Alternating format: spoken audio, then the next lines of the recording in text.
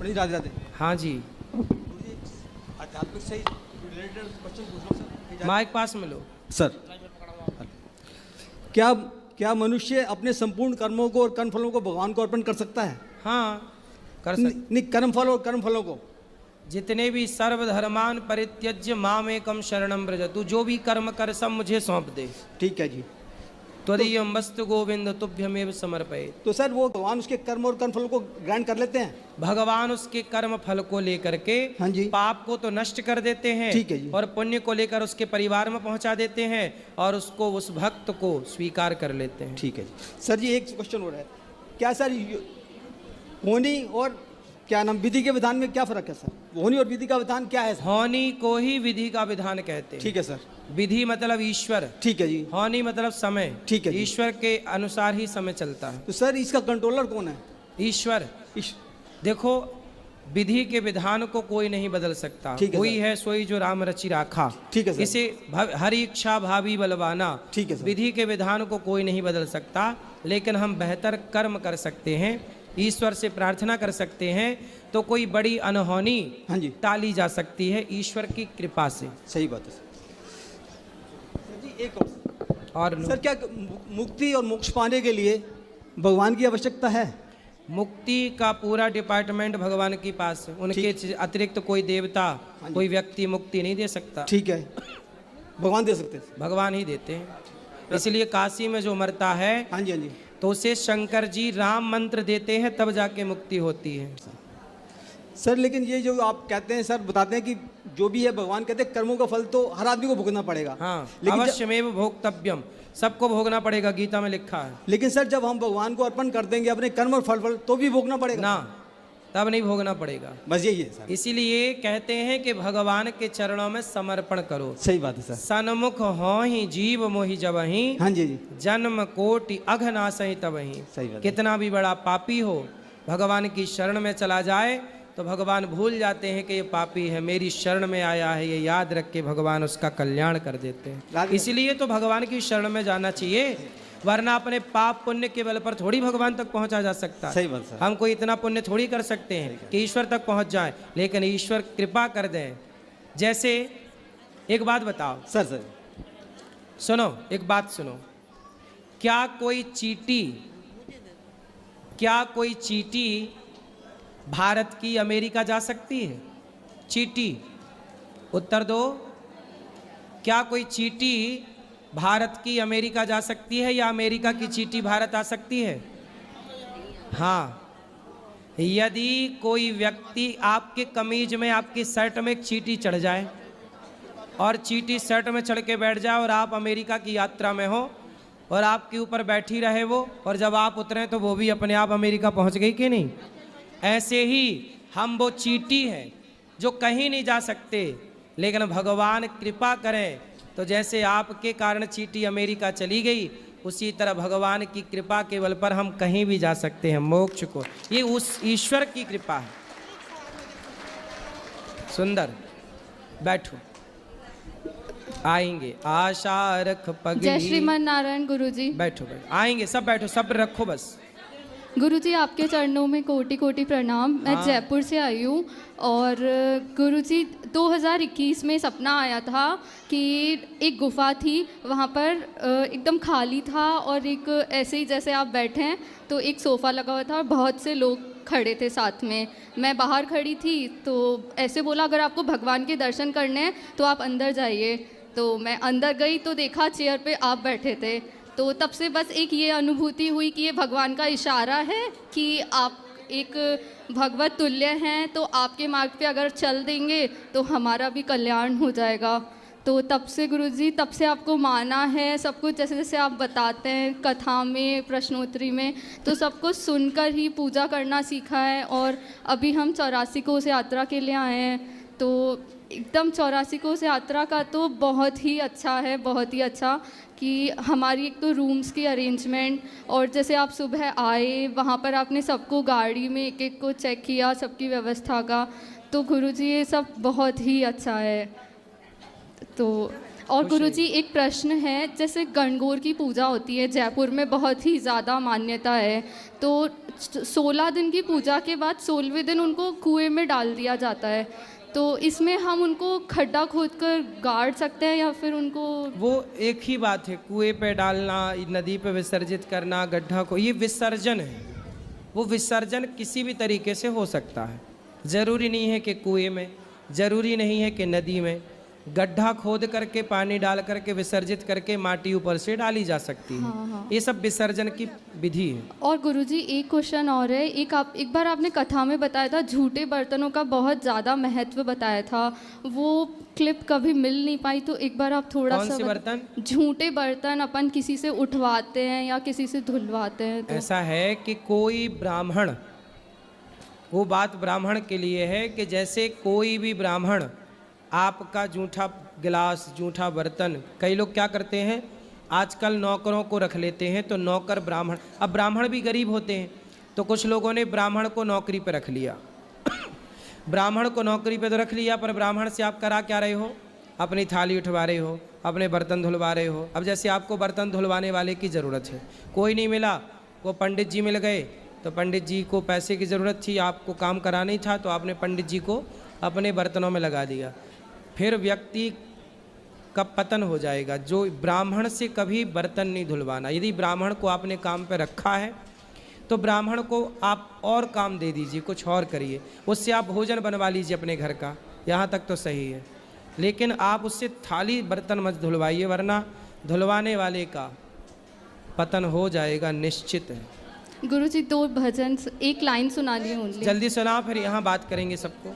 सांसें भी तेरी, धड़कन भी तेरी, सारा ये जीवन तुम्हारा, सबकी नैया का तू ही किनारा, बिन तेरे मोहन कुछ भी नहीं हम, बिन तेरे होना गुजारा, सबकी नैया का तू ही किनारा, दुनिया से हारे भटके हुओं का तूने ही जीवन सवारा, सबकी नैया का तू ही किनारा। सुंदर, बहुत बढ़िया। चलो यहाँ ले आओ माइक, ये खड़े हो जाओ, खड़े हो जाओ, वहाँ ले जाओ पीछे, आप बैठ जाओ बेटा, वो बहन पीछे खड़ी हैं, उनको दे सबसे आखिरी में, फिर अभी आगे आएगा, अभी आपको भी देंगे। सब बैठ जाओ फास्ट। गुरुजी राधे राधे। सब बैठो, बोलो। कैसे हैं आप? कृपा है। गुरुजी मेरा एक प्रश्न था कि जैसे बोलते हैं अगर किसी को दुख मिल रहा है तो वो उसके पिछले जन्म की वजह से मिल रहा है, तो अगर जिसकी वजह से जिसकी वजह से उसे दुख मिल रहा है तो उसे पाप लगेगा? यदि मेरी वजह से आपका दिल दुखा है तो मुझे पाप क्यों नहीं लगेगा? जरूर लगेगा। इसलिए मैं क्यों दिल दुखाऊं किसी का? इसलिए मैं नहीं दिल दुखाता। इसलिए किसी को किसी का दिल नहीं दुखाना चाहिए। यदि दुखाया है तो पाप भोगने को तैयार। और गुरुजी अगर कोई संतों को भला बुरा कहता है चाहे मजाक में ही, तो उसका क्या होता है? नहीं, मजाक ऐसे थोड़ी, मजाक में ही ना वो इलाहाबादिया ने बोल दिया अपनी माँ को, लुटिया डूब गई कि नहीं? हाँ, मजाक भी ऐसी थोड़ी कि संतों पर माँ बाप पे कुछ भी कमेंट्स कर दोगे। कोई मजाक का, माँ बाप और साधु संत कोई मजाक का विषय है? जी गुरुजी, ठीक है, धन्यवाद गुरुजी। खुश रहो। गुरुजी राधे राधे। जय श्री महाकाल। मैं उज्जैन से आई हूँ। मेरी शादी ऐसे परिवार में हुई है जहाँ पे 250 से 300 मेंबर्स है, फैमिली मेंबर्स। तो आए दिन जैसे कभी किसी को बच्चा होता है या कभी डेथ हो जाती है फैमिली में, तो फिर है ना सूतक रहता है। रोज़ तो मैं भगवानों को नहलाती हूँ और भोग वोग लगा के फिर घर में हम खाते हैं, परंतु वो सूतक के दिनों में नहीं खाते, मतलब नहलाते हैं ना भोग लगा पाते। क्या ये सही है जो प्रथा चलती आ रही है? कितने दिन का सूतक मानते हैं आप? क्या 12 दिन का अगर डेथ हो जाती है, और अगर किसी का जन्म होता है तो 11 दिन का। तो जन्मने का सूतक तो केवल उस घर के भीतर ही सीमित रहता है जिस घर में बच्चा हुआ, सब तक नहीं लगता वो। लेकिन मृत्यु का सबको लगता है और मृत्यु का मानना भी चाहिए। उस समय बच्चे पूजा करें, कोई ब्राह्मण पूजा करे, मानसिक पूजा आप लोग करो, सूतक तो मानना ही चाहिए। मतलब मृत्यु के का सूतक हमें मानना चाहिए। और जन्म का कितने दिन तक फिर? जन्म का तो देखो 2-3 दिन का ही होता है।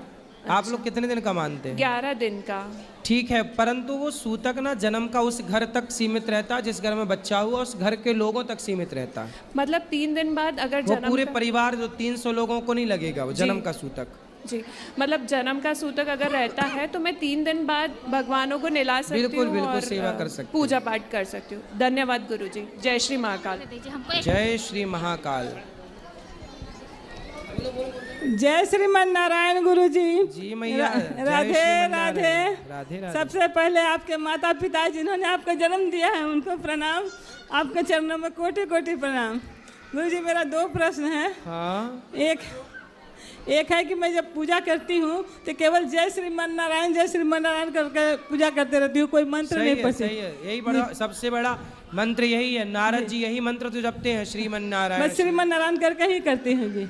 और दूसरा प्रश्न ये है कि जैसे कुछ काम करने के लिए रखते हैं स्टाफ लोगों को, उन लोगों को मैं पेमेंट पूरा दे देती हूँ, लेकिन वो लोग जब बोलते हैं कि मुझे एडवांस दे दीजिए, मैं कहती हूँ कि अभी नहीं दे पाऊँगा, बहुत एडवांस लेते हैं, नहीं दे पाती हूँ। तो क्या है गलत है, मैं झूठ बोलती हूँ? तो नहीं, झूठ काहे को बोलती हो? आप बोल दिया करो कि भाई एडवांस नहीं दे पाएंगे। लोग जिद करने लगता है कि मुझे ज़रूरी है, दे दो कुछ। 5,000 10,000 एडवांस लेते हैं तो नहीं समझ में आता है। 10-15 स्टाफ चलाती हूँ मैं। सही है। तो इसमें झूठ बोलते हैं हम कि नहीं देते हैं, तो क्या पाप है? नहीं, झूठ बोल के मना काहे करना, सीधा मना करो कि बेटा नहीं देंगे। नहीं मानते हैं सदा काम करना हमें, ये एडवांस के चक्कर में ज्यादा ना पड़ा करो। जी नहीं मानते हैं, इसीलिए पूछ रहे तो दे दिया करो 5-10 हज़ार। जी वही नहीं मानते हैं, फिर तो वही दिक्कत लगता है जी। ठीक है गुरु जी, उनका भी घर परिवार है जी, दे दिया करो 5-10 हज़ार। ठीक है।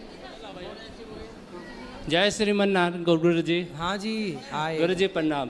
गुरु जी अभी जयपुर से डायरेक्ट बाके बिहारी जी के दर्शन करके सीधे आपके चरणों में आए गुरु जी। हाँ बताओ हम क्या सेवा करें?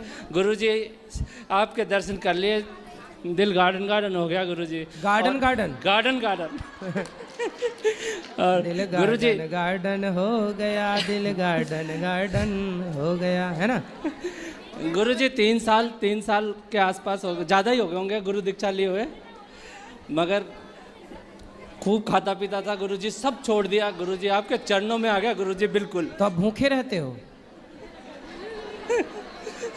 अब नहीं खाते? आपके होते हुए आपकी छत्र छाया जब तक रहेगी, भूखा कौन रह सकता है गुरु जी? तो मांस खाते थे पहले, अब नहीं खाते? जी नहीं गुरु जी, कुछ नहीं। और इस वर्ल्ड के अंदर मैं कह रहा हूँ, इस वर्ल्ड के अंदर जो आपकी बात, आपके चरणों की सेवा जिसको मिल जाएगी वो धन्य हो जाएगा गुरु जी। जिंदगी के अंदर बहुत कुछ देखा गुरु जी, आपके जैसा इंसान आज तक नहीं देखा, कभी नहीं देखा गुरु जी। मैं आपको तहे दिल से चरणों में नमन करता हूँ गुरु जी। खुश रहिए। ये मेरी वाइफ है गुरु जी। वाइफ नहीं, धर्म पत्नी। कहो मैया। गुरुजी राधे राधे।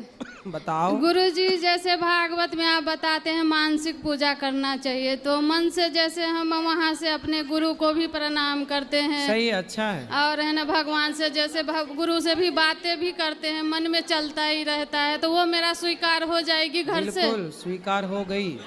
चलो ठीक है गुरुजी, थैंक यू। ठीक है मैया, थैंक यू। ये लो बात, यहाँ छोरी को बात कराओ, ये खड़े हो जाओ। ये राधे राधे गुरुजी, आपके चरणों मेरा कोटि कोटि प्रणाम। बताओ। गुरुजी प्रश्न तो बहुत है, लेकिन मैं थोड़ी भूल गई आपको देख के। मैं आपको देख के गुरुजी इतनी खुश हूँ, मैं बता नहीं सकती गुरुजी, मुझे इतनी खुशी हो रही है। मैंने दूसरी बार देखा। सदा खुश रहो तुम, दुआ है हमारी। सदा खुश रहो। बताओ। गुरुजी आप कान्हा जी का रूप हो बस गुरुजी, आप ही मुझे कान्हा जी दिख रहे हैं गुरुजी। मुझसे बात भी नहीं हो रही, मेरे हाथ कांप रहे हैं गुरुजी। तुझ में प्रभु दिखते हैं यारा, मैं क्या करूं, सब में प्रभु दिखते हैं यारा, मैं क्या करूं। गुरुजी प्रभु की कृपा है जो मुझे माइक मिल गया, लेकिन मुझे उम्मीद नहीं थी कि मुझे माइक पता नहीं मिलेगा कि नहीं मिलेगा। बता। गुरुजी मुझे 4-5 साल हो गया आपकी कथा से जुड़ी हुई हूँ मैं। आपकी कथा सुन के गुरुजी मैं इतनी ज़्यादा बदल गई हूँ, बहुत ज़्यादा।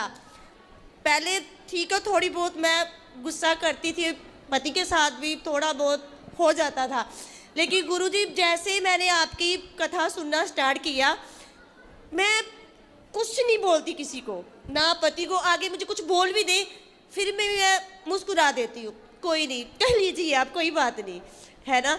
तो गुरुजी जैसे आप बोलते हो कि बच्चों को सिखाना चाहिए कि मम्मा पापा नहीं बोलना चाहिए, जब से मेरा बेटा हुआ है मैंने इसे यही सिखाया कि बेटा माता जी बोलना, पिताजी बोलना, ये यही बोलता है, मम्मा पापा नहीं बोलता। तो कई लोग गुरुजी हंसते हैं, मजाक उठाते हैं कि ये क्या अलग ही है ना, ये पुराने रीति रिवाज की है कि माता जी पिताजी, कई रिश्तेदारी लगा लो गुरुजी तो उनको बताया करो कि पापा बुलवा के तुम कौन सी अपनी पूजा करवाते हो। तुम्हारा बेटा पापा मतलब पाप ही तो, गाली ही तो दे रहा है तुम्हें। पापा मतलब एक गाली है, पाप। जी जी तो हाँ, मैं गाली सुनेंगे अपनी औलाद से, क्या मूर्खता है। लाओ हम मिर्ची का धुआं देख के उल्टा लड़का है तुम्हारे रिश्तेदारों को जो ऐसा बोलते हैं। गुरुजी मेरा ये प्रश्न है कि जैसे मैंने ना महाराज जी की वीडियो देखी, प्रेमानंद महाराज जी की, तो वो ही बोलती है कि जिस घर में मांस वगैरह बनता हो तो उस घर का पानी अन्न कुछ नहीं पाना चाहिए, है ना।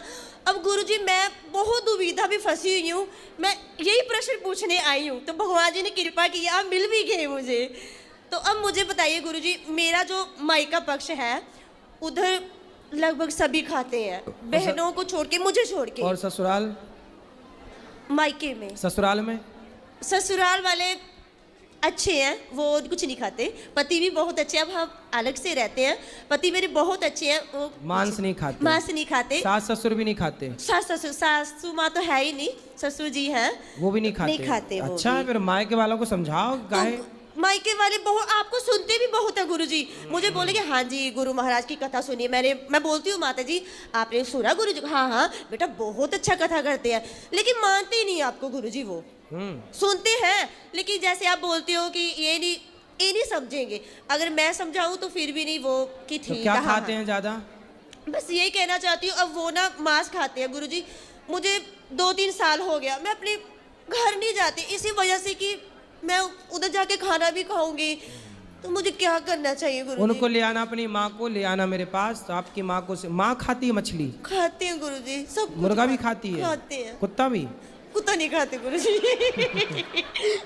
सुअर? वो भी नहीं खाते गुरुजी। गाय वाय? वो भी नहीं खाते।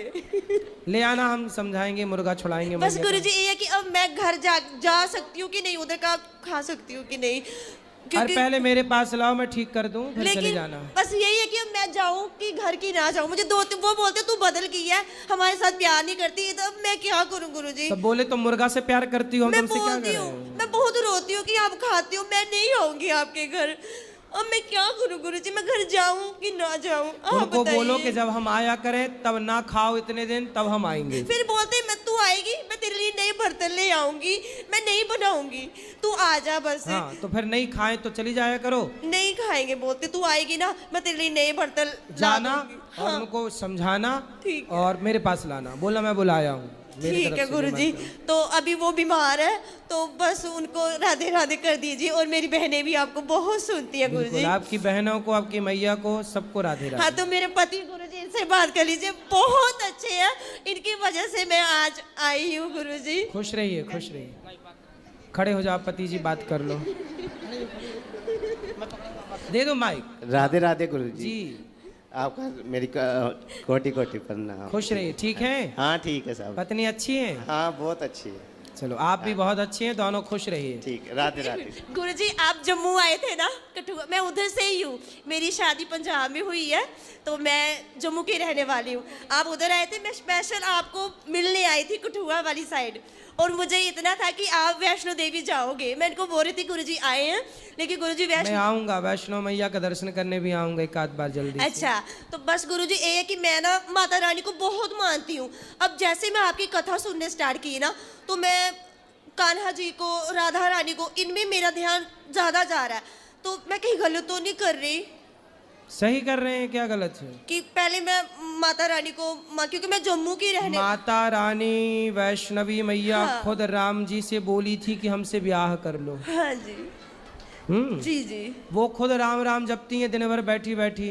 फिर भगवान बोले कि इस बार तो हमारा हो गया है, जी, पर कलयुग में हम आपसे विवाह करेंगे। तो उनके लिए राम जी कल की भगवान बनेंगे, तब जाके वैष्णवी मैया से उनका विवाह होगा। ठीक है गुरुजी। फिर मैया खुद बैठी बैठी राम का ही ध्यान कर रही है। ठीक है। और गुरुजी तुलसी माला जो जाप करने वाली, उससे कौन सा जाप करना सही रहेगा? हाँ, श्रीमन नारायण। श्रीमन नारायण। ठीक है, राधे राधे गुरुजी।